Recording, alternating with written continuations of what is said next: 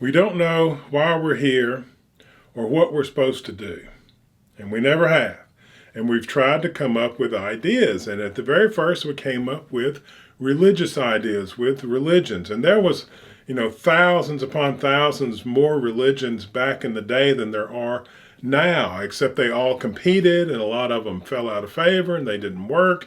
And the ones that are still around are the ones that really worked, that really brought people together, made, helped people develop themselves into something that was more, that functioned better on the planet. And that was our first effort into defining why we're here, what we're trying to do, where we're trying to be better people. We're trying to evolve into something better. And that helped us. It gave us a cohesion. It taught us how to work together because we would be in public spheres and we were all, the religions were isolated for the most part. And so everybody in your society was the same religion.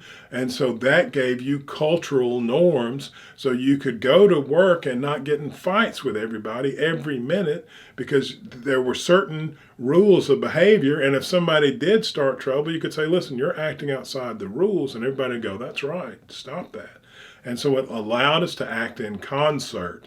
And then that is where we came up with, is science and religion opposed? No, religion developed science. Once we learned how to act in concert, we started looking at the world. We had the safety of brotherhood and sisterhood, that kind of cohesion. And so we could look at things that we didn't look at before.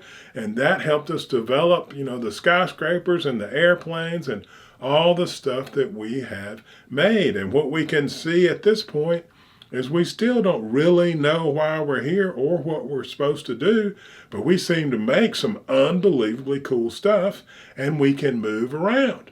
And we've moved from, Europe. There was the whole horizon and the ocean, and we got over that obstacle. And now it's space, and we can get over that obstacle and see what's out there. And that seems to be because it's either that or just be stagnant and don't, not how the Indians really were, but the idea of the American Indian that they just love the earth and we're going to just live on it simply forever, which is terrible. You have to have something new to do. So you have to be going somewhere. And they were advancing too, just at a very different rate than the white people who overshadowed them because of their extreme advance, the extreme speed at which they were advancing. But that is the thing to do, is to learn, is to get out and to explore the universe and find new stuff. And the more we find, maybe one day we will put together why we're here.